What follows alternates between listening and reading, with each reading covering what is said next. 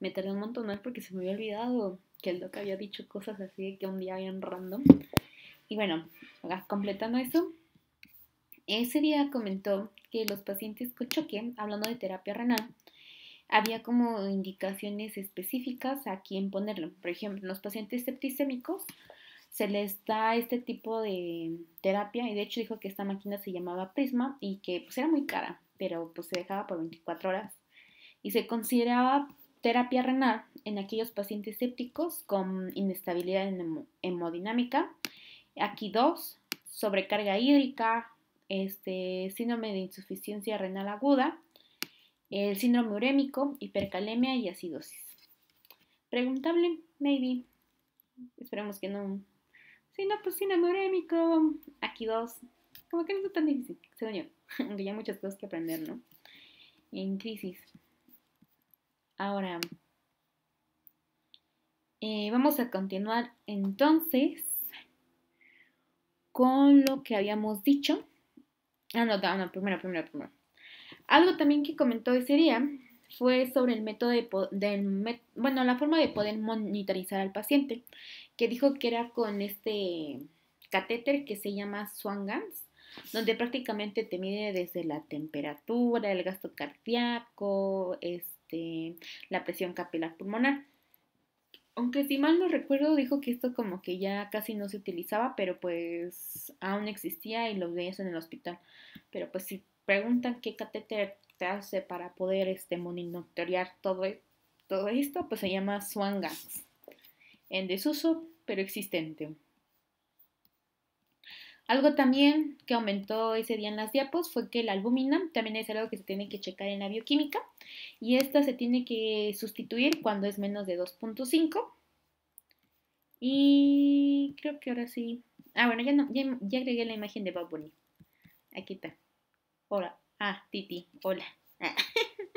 Y bueno, ahora sí, creo que sí estamos bien. Sí. Bueno, entonces vamos a continuar con tratamiento general. El doc comentó que se recomienda el uso del vasopresor en cualquier caso cuando no se tiene bien controlado al paciente, o sea, con una presión media de más de 65, a pesar de darle líquidos durante por lo menos 30 minutos, máximo 500 mililitros. O si decidiste ocuparlo, pues como un vasopresor temprano. En caso de ya haberle dado líquidos o fluidos, pues ya, si no, a pesar de darle líquidos, pues le continúas dando el vasopresor. Pero, ¿cuál va a ser entonces el vasopresor de primera línea? Va a ser la noradrenalina. Y este se va a ocupar en todos los tipos de choques. De hecho, todos estos se pueden ocupar en todos los choques, pero va escalonado. Por ejemplo, el primero que vamos a ocupar va a ser la noradrenalina. En dosis de 0.1 a 0.5 microgramos kilo minuto. Él dijo que cuando ya se llegaba a la dosis tope, que es prácticamente 0.5 o más de 15 microgramos minuto, ya se pasaba a la siguiente línea, que sería vasopresina. Aunque también en la clase comentó que después de haberle dado noradrenalina en como... ¿Sí estoy diciendo noradrenalina? Como que te dije noradrenalina y sonó raro. Bueno, después de haberle dado noradrenalina en dosis máxima, puedes darle la indicación si quieres la hidrocortisona, que van a ser esteroides. Estos funcionan porque vas a aumentar la función de las catecolaminas y entonces vas a poder disminuir en cierta forma la cantidad de dosis de vasopresor. Pero pues eso funciona porque estás como que haciendo que las catecolaminas aumenten su función. Y esta la puedes dar antes de la vasopresina o con la vasopresina, o sea, tienes como la opción de darlas juntas. La dosis va a ser de 200 miligramos en 24 horas intravenoso. Otra forma de darlo son 50 miligramos cada 6 horas. Entonces, 200 o 50. Otro que no sea la hidrocortisona puede ser la fludrocortisona, 50 miligramos vía enteral cada 24. Por si no quieres ocupar intravenosa, vía enteral cada 24. Pero pues fue la hidrocortisona la que más estuvimos como diciendo. Pero bueno, entonces, después de la primera línea, el segundo escalón, en sí, si no quieres ocupar el esteroide, o pues no hay esteroide o lo que sea, pues mejor por teórico, yo diría que sí lo pongas segunda línea vasopresina. O sea, si preguntan segunda línea, tú pones vasopresina, porque eso sí lo estuvo diciendo. Primera línea noradrenalina, segunda línea vasopresina. Que este también va a ser un vasopresor, donde su dosis estándar va a ser de 0.01 y lo máximo va a ser de 0.06. Estas vienen en ampolletas de 20 unidades de 100 mililitros. Otro medicamento puede ser la terlipresina. Aquí te tengo la dosis, pero pues lo que más estuve escuchando va a ser la vasopresina y entonces nomás aprendete la vasopresina. Te dejo los otros medicamentos por si en algún día necesitas como las dosis o pues que sepas qué otro medicamento tienes opción. Aquí está, pero pues lo importante es lo de verde. En tercera línea, pues vamos a ocupar ya la epinefrina, que esto sí estoy un poco en conflicto porque en el salón dijo que era de 0.005 a 0.5 y en las diapos decía 0.1 a 2 microgramos. Entonces ahí sí te la debo, no sé cuál lo ocupes, esperemos que no lo pregunte. Pero bueno, se pone intravenosa y cuando se pone la epinefrina hay que estar checando la frecuencia cardíaca porque está asociada a arritmias. Y como cuarta línea, por así decirlo, que pues no lo estuvo repitiendo tanto, pero pues sí lo mencionó alguna vez, que era azul de metileno, que prácticamente era o funcionaba para romper el choque vasopléjico y la dosis es de 1 a 2 miligramos kilo bolo intravenoso. Pero esto sí es muy importante, o sea, todo esto se pueden poner en todos los tipos de choque, pero la primera y la que siempre debes de poner va a ser la noradrenalina. Después escalamos a la vasopresina y después a la epinefrina. Eso es lo que quiero que te quedes. Y pues por ahí puedes ocupar la hidrocortisona. Si la ocupas, la tienes que poner con la vasopresina o antes de la vasopresina. Y también algo muy, muy, muy importante que te tienes que aprender es la dosis máxima de la noradrenalina. Porque te digo que después de alcanzar esta dosis ya es la indicación de que pases al siguiente medicamento, que es la vasopresina. Y bueno, aquí también ese día, cuando estuve complementando cosas, dijo que los vasopresores tenían como objetivo tener la presión arterial media más de 65, aunque también hay que tomar en cuenta que se puede tener más de 70, pero en pacientes que eran hipertensos crónicos, enfermos renales crónicos, con hipertensión intraabdominal y con una presión diastólica menos de 40 miligramos de mercurio. Pues nomás, a lo mejor te preguntes, yo qué sé, pues tenerlo en cuenta. Ahora, ¿cómo vamos? Bueno, vimos una clase en la que nos estuvo diciendo cómo ocupar la epinefrina. Y aquí nos dio un ejemplo. Por ejemplo, tomamos la dosis de 0.3 y esto se va a multiplicar por el peso del paciente por las horas. El resultado lo vamos a poner en nuestra regla de 3. Y vamos a convertir la presentación. Se aventó un chorro maratón, nomás para decirnos que prácticamente ocupamos 1 mililitro en 40 microgramos. Pero, por ejemplo, si ocupamos una presentación de 4 miligramos, supuestamente tenemos que convertirlo a microgramos. Entonces sería de 4 miligramos a microgramos son a 4000. Y en una solución de norepinefrina, 4 miligramos están en 100 mililitros de solución, o bueno, se ponen en 100 mililitros de solución salina. Entonces tienen que dividir los 4000 entre los 100 mililitros de solución salina. Y entonces saldría a 40 microgramos. Y así es como tuvimos 1 miligramo a 40 microgramos. ¿Importante? No creo. Si te quieres aprender algo, apréndete el 1 mililitro en 40 microgramos si te dan una presentación de 4. Y ya, ¿para qué nos andamos metiendo en rollos?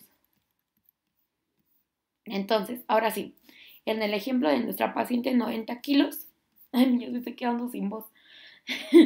Vamos a multiplicar el resultado por 1 entre 40 y nos va a salir a 4.5, que prácticamente esa va a ser la indicación, 4.5 mililitros en una hora. Y pues bueno, también nos dio el ejemplo de la vasopresina, que aquí también hay como una forma de poderlo hacer como algo que te puedas aprender a hacer, por así decirlo, que es que dice que vienen 20 unidades de 100 mililitros. Ese día nos dijo que teníamos que poner 20 entre 100 para que sacáramos la unidad por mililitro. Y el resultado lo tenemos que multiplicar por el la dosis que le vas a poner. Por ejemplo, tú le quieres poner 12 mililitros. Hablando de dosis, eso es algo que tengo que dejar muy en claro, que la vasopresina ya tiene una dosis estándar, no se multiplica por el peso del paciente, ya tiene dosis estándar. Entonces, continuando con la vasopresina, como es dosis estándar, pues solamente tienes que elegir tú la dosis que quieras darle a tu paciente. Por ejemplo, 12 mililitros. Entonces aquí agarramos el 0.2 que salió de aquí de cuánto equivale a una unidad mililitro por la dosis que le vas a dar, que va a ser 12 mililitros, y eso lo vas a dividir entre los minutos en horas. Y ya, entonces serían de 0.04 unidades máximas. Entonces, ¿qué te digo que te aprendas? Pues prácticamente el 0.2, ni siquiera el 20 entre 100, el 0.2, y que después ese resultado lo tienes que dividir entre los minutos, que son 60. Y ya. Ahora, ya después de haber hecho todo esto, de que estábamos comentando, ¿no? Hicimos primero la valoración clínica, identificamos que nuestro paciente tiene shock. Después dijimos, vamos a darle un vasopresor temprano porque su presión arterial media está menos de 65. Dijimos sí, entonces ya identificamos el tipo de choque, ya lo hicimos eso imaginariamente. Ahora vamos con el siguiente paso, que sería, pues en sí, darle líquidos.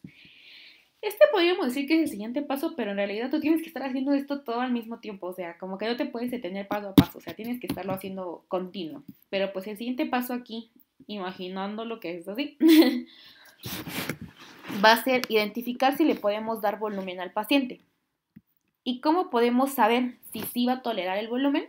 Pues podemos hacer dos cosas. La elevación pasiva de piernas, que prácticamente es poner al paciente en decúbito supino, elevarle las piernas en un ángulo de 45 hasta 90 grados, y lo que vamos a ver es que tiene que disminuir la frecuencia cardíaca o tiene que cambiar la onda del corazón, creo que dijo en el oxímetro, o aumentar la presión arterial.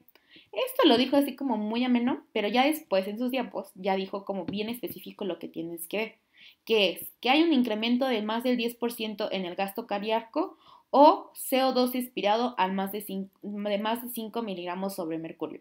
Es que esto ya lo había puesto antes de que le agregara las notas de él. Perdón.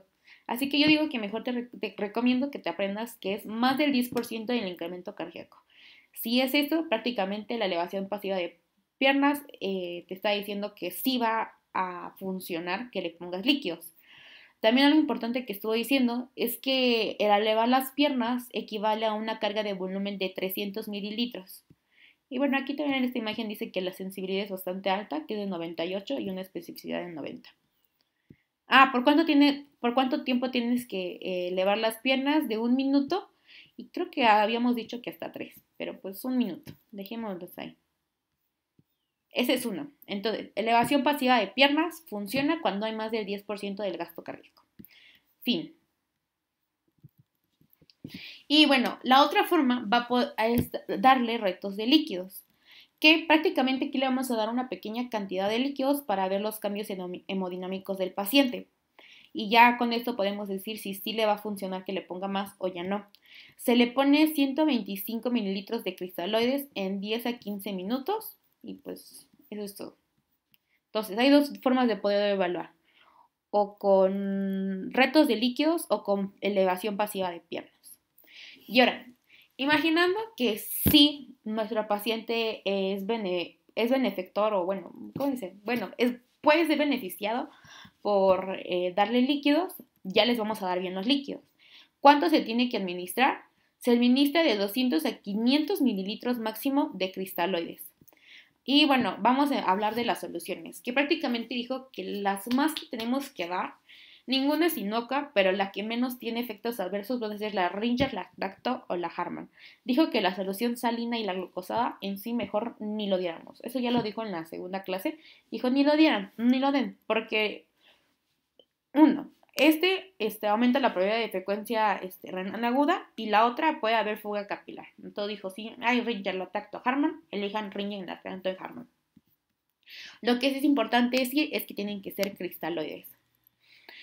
Y pues, bueno, ya comentamos que pueden ser hasta 500 mililitros, pero en las guías comenta que hay que dar 30 mililitros por el peso. Esto es algo que quiero recordar por si lo llego a preguntar, pero realmente es algo que no debemos hacerle tanto caso porque es mucha cantidad de líquido y pues hay que recordar que en el paciente solamente se le da líquido a demanda si lo necesita. No hay necesidad de estar pasando grandes cantidades de líquido. Bueno, después de haberle pasado el líquido, ¿qué vamos a hacer? Si dimos un vasopresor temprano, vamos a pensar, a valorar. Vamos a empezar a valorar cosas. Uno, si ya se le puede empezar a reducir el vasopresor. Si ya decimos, la PAM ya anda bien, todo ya está empezando a mejorar, pues vamos a empezar a retirar de poco a poco. Otra cosa a valorar va a ser el gasto cardíaco, las causas médicas y el estado de tolerancia al volumen. Ya. ¿Importante esto? Pues maybe. Tal vez nada más lo de aquí, pero lo tenía así de que en su día. Y yo le puse una estrellita. Dije, ese ve importante. Pero bueno, en caso de que no, el paciente no sea no sea beneficioso por los líquidos, aquí lo que vamos a hacer es ponerle, si lo necesita, o sea, de muy a fuerzas, lo máximo a poner van a ser 200 mililitros. De 125 a 200 mililitros. Y por ejemplo, si son personas que ya son muy grandes, que han tenido infartos constantes, principalmente lo de las cosas cardiogénicas, pues hay que tratar de darle otra cosa antes de los líquidos. Porque pues si no lo vamos a descompensar más de lo que le va a ayudar. Por ejemplo, elegir un ionotrópico, como puede ser la dobutamina, y después pues pensar si se le puede disminuir el vasopresor, porque pues supuestamente tiene el vasopresor.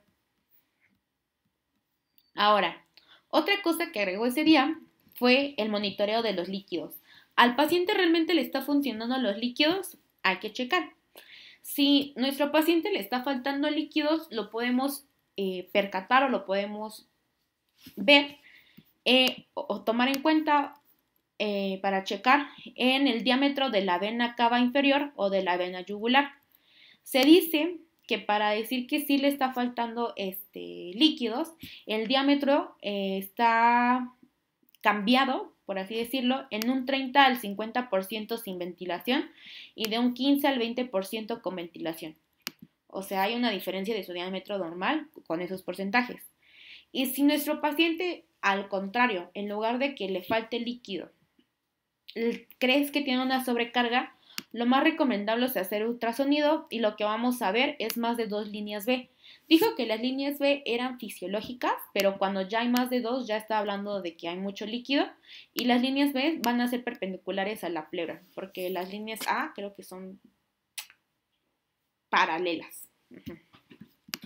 Pero bueno, tú aprendete líneas B, ya para que nos vamos aprendiendo otras cosas. Ya líneas B perpendiculares a la pleura, más de 2 ya sobrecarga.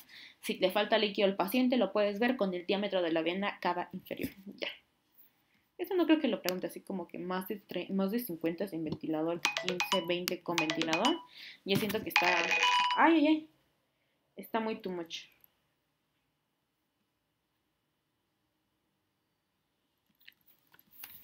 Ahora, vamos a ver el tratamiento específico de cada uno, porque pues ya pasamos por clínica, ya dijimos nuestra primera acción, ya identificamos qué tipo de choque tiene el paciente, ya le dimos líquido. Ahora sí le vamos a dar el tratamiento específico que se merece, que ya evaluamos. ¿Y qué va a hacer? Por ejemplo, si estamos sospechando que nuestro paciente tiene un shock hipovolémico, pues le vamos a dar líquidos. Como te comento, las guías dicen de 30 mililitros a kilo, pero aquí hay file pito. Eso no funciona. Eso no.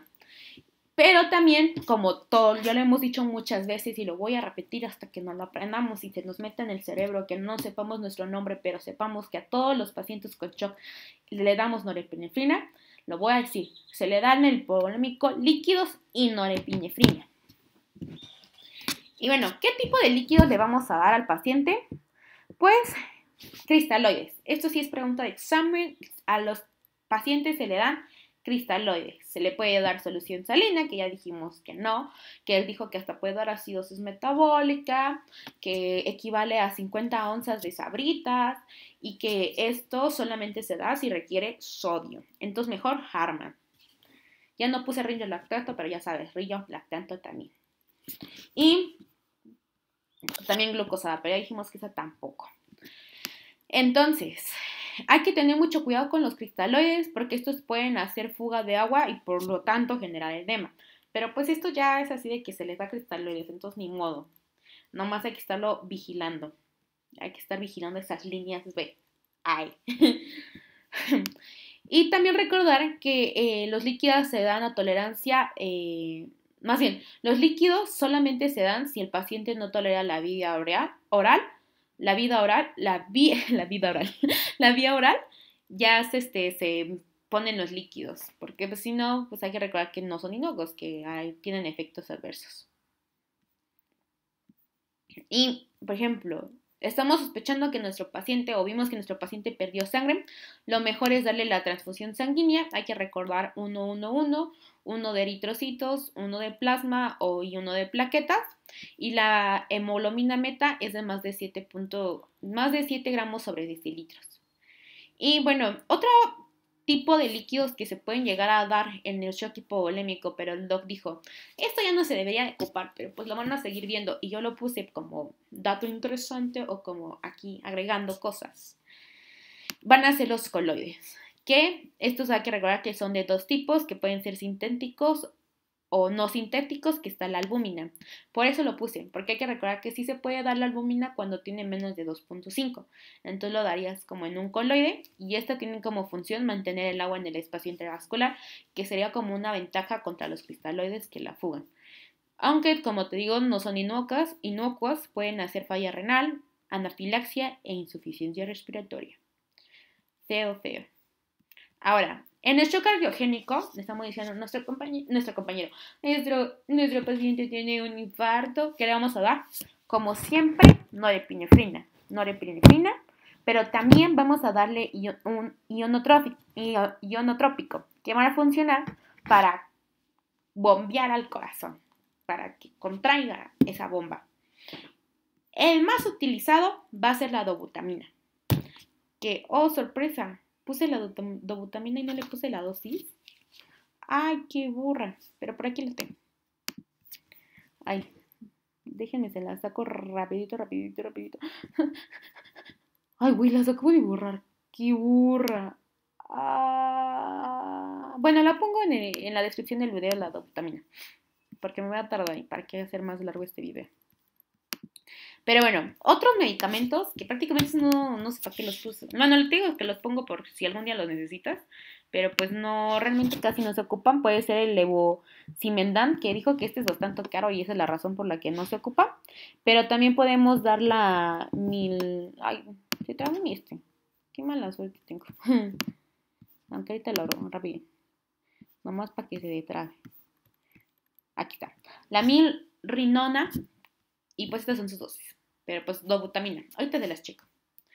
Y después también tenemos el obstructivo, que prácticamente es quitar la obstrucción. Y el distributivo, que este sí le vamos a hacer mucho caso. Mucho caso a la cosa esta.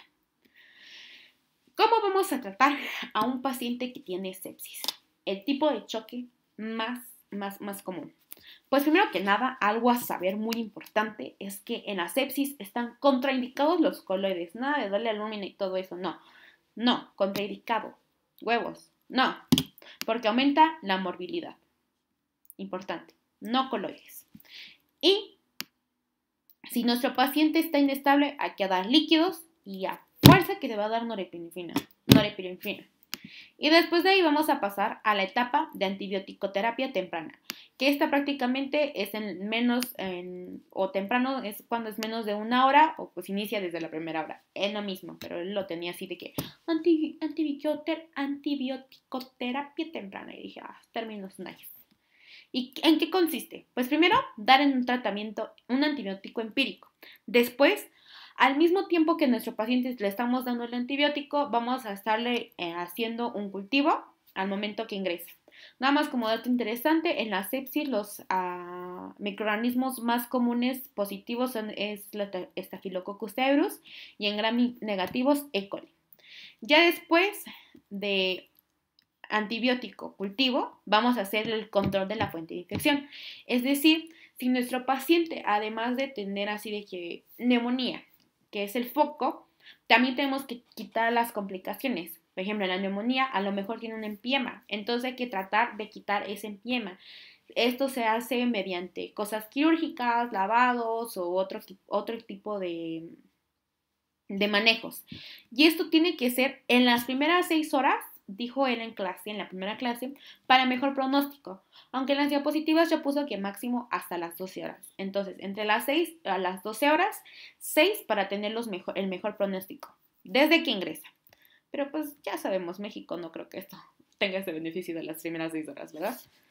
Y bueno, ya después de esto, si pusimos al inicio la norepinefrina y nuestro pacientito no mejoró, tenemos que hacer 2 cosas. Y también la vasopresina. Ya se pusieron las 2, la nore y la vasopresina, y no mejoró. Tenemos que agregar 2 cosas.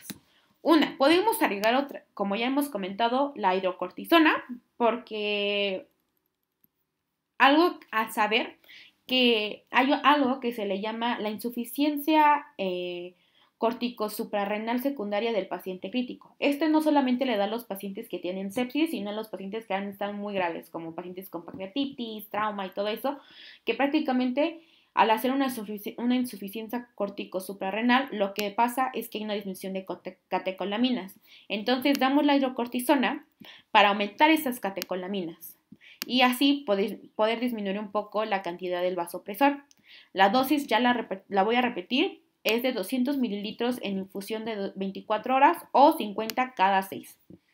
Pero recuerden, la hidrocortisona se da por la insuficiencia corticosuprarrenal secundaria del paciente crítico. ¿Por qué? Porque queremos aumentar las catecolaminas. Eso siento que sí puede ser pregunta de examen, porque lo estuvo preguntando un chingo de veces. Entonces, pregunta de examen. Ahora, la dobutamina también se tiene que dar en el paciente séptico. ¿Por qué? Esto ya se los había comentado. El paciente séptico puede ser una cardiopatía asociada a sepsis, que en el ecocardiograma se ve como un paciente infartado. Entonces se va a ver una disminución en la FEBI. Así que vamos a darle la dobutamina para ayudarle a su contracción cardíaca. De hecho, él dijo que después de la sepsis, la recuperación o la FEBI aumenta después de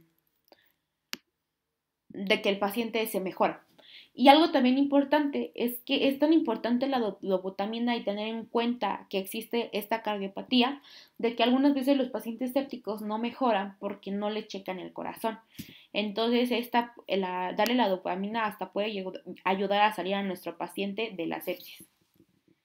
Y bueno, eso es lo importante de sepsis. Ahora, otro tipo de distributivo que vimos es el tipo neurogénico, que aquí estoy también diciendo que es pregunta de examen, que es ¿cuál es el tratamiento? Porque es la única indicación de la dopamina, que ayuda a aumentar la frecuencia cardíaca y aumentar la presión arterial, aunque hay que tener cuidado porque da riesgo de arritmias. Y esta es la razón por la que en el neurogénico es la única indicación para darla, y porque ya está en desuso en los demás por las arritmias.